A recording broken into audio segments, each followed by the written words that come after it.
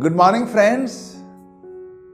Socrates was a Greek philosopher from Athens. He is credited as the founder of Western philosophy. He is among the first moral philosophers of the ethical tradition of thought. The period of his life is 470 to 399 BC. 15 February is noted as his day of death. Socrates was born to Sophroniscus and Phaenarete, a stoneworker and a midwife respectively. His education followed the laws and customs of Athens. He learned the basic skills of reading and writing.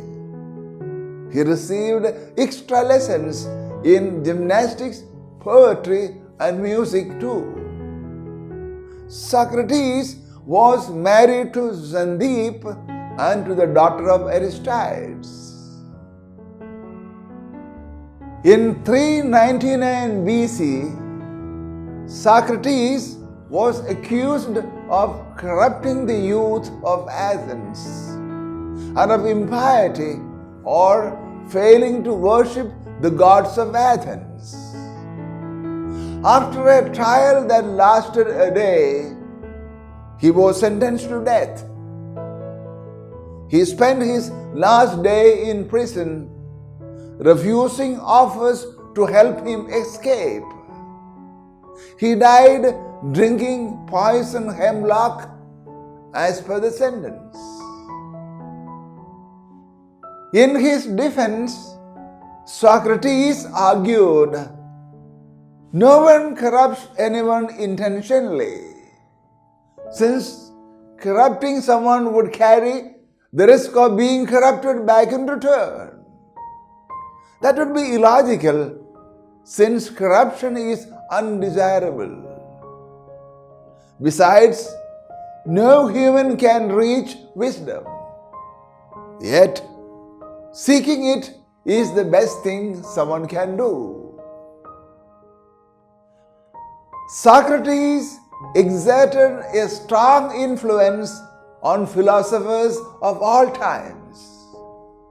Illustrations of Socrates in art, literature, ethics, and popular culture have made him a widely known figure in the Western philosophical tradition. Socrates did not author any text or document, mysteriously so. He is known mainly through the posthumous accounts of classical writers, particularly his students Plato and Xenophon. These accounts are written as dialogues. Plato's dialogues are among the most comprehensive accounts of Socrates to survive from antiquity. They demonstrate the Socratic approach to areas of philosophy, including epistemology and ethics. The Platonic Socrates lends his name to the concept of the Socratic method and also to Socratic irony. Socrates, along with his conversers, would examine a subject in the style of question and answer. This is called Socratic dialogue literary genre. Contradictory accounts of Socrates make a reconstruction of his philosophy nearly impossible. This situation is known as the Socratic problem. The Socratic method of questioning or logical refutation takes shape in dialogue using short questions and answers. Socrates and his conversers discuss various aspects of an issue or an abstract meaning, usually relating to one of the virtues. They find themselves at a deadlock, completely unable to define what they thought they understood. Socrates is known for proclaiming his total ignorance. He used to say that the only thing he was aware of was his ignorance. He implies that the realization of our ignorance is the first step in philosophizing. The Socratic paradox could be described thus: I know that I know nothing.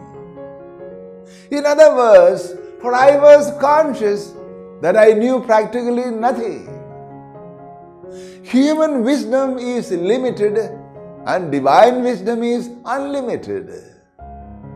The wisest of all, after God, should not think that they know what they do not know.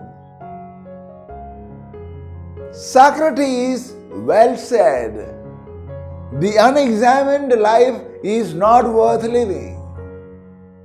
By keeping a sense of wonder alive, we are all engaged in thinking about how we might live and what makes life worth living. Examining human experiences would mean giving meaning to them. Socratic character was an investigative tool in the form of dialogue. Symposium is a dialogue of Socrates with other prominent Athenians during an after-dinner discussion. It reflects his intelligence, patriotism, and courage on the battlefield. Socrates had a lot of respect for the law. He attracted great interest from the Athenian public and especially the Athenian youth. He was too moderate and simple in his life ways. Politically, he did not take sides in the rivalry between the democrats and the oligarchs in Athens. The discussions of Socrates were not limited to a small elite group. He engaged in dialogues with foreigners and with people from all social classes and of all genders. The dialogue was oriented to establishing what the conversers had in common. Socrates initiates the dialogue by asking his interlocutor for a definition of the subject. For instance, what virtue, goodness, justice, or courage is. As he asks more questions, the interlocutor's answers eventually contradict the first definition. The conclusion is that the expert did not really know the definition in the first place.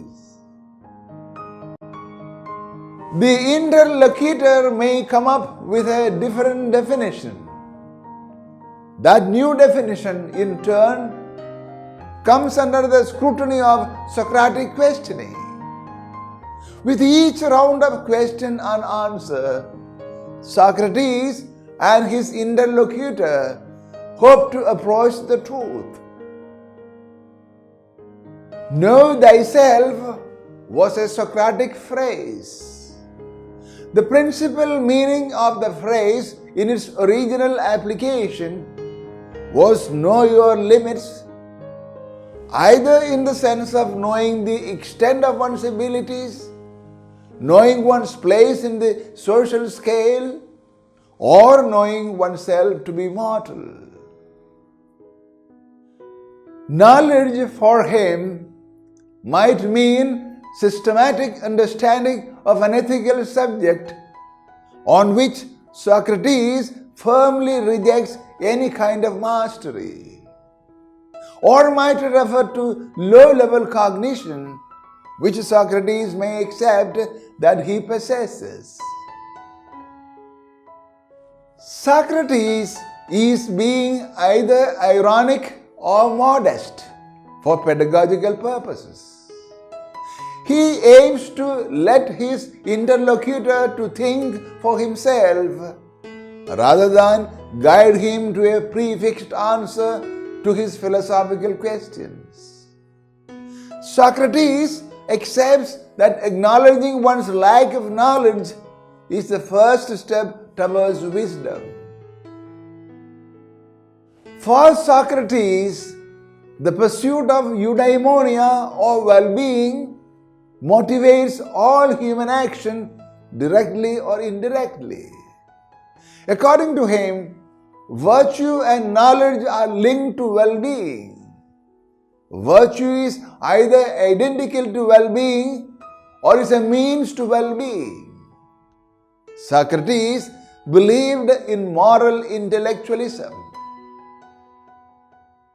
Socrates considers sacrifices to the gods to be useless, especially when they are driven by the hope of receiving a reward in return. Instead, he calls for philosophy and the pursuit of knowledge to be the principal way of worshipping the gods. Continental philosophers considered Socrates an icon of individual conscience. Furthermore, the constant questioning and self-reflection of Socrates could prevent the banality of evil and promote virtue, wisdom, and goodness. On the occasion of the death day of Socrates 2024, on behalf of Institute of Harmony and Peace Studies, New Delhi, I wish to make an appeal to my fellow citizens in India and world over. Let us awaken in us ethical thinking and behave in the society as good human beings and citizens. Hail the great ethical philosopher Socrates. Thank you.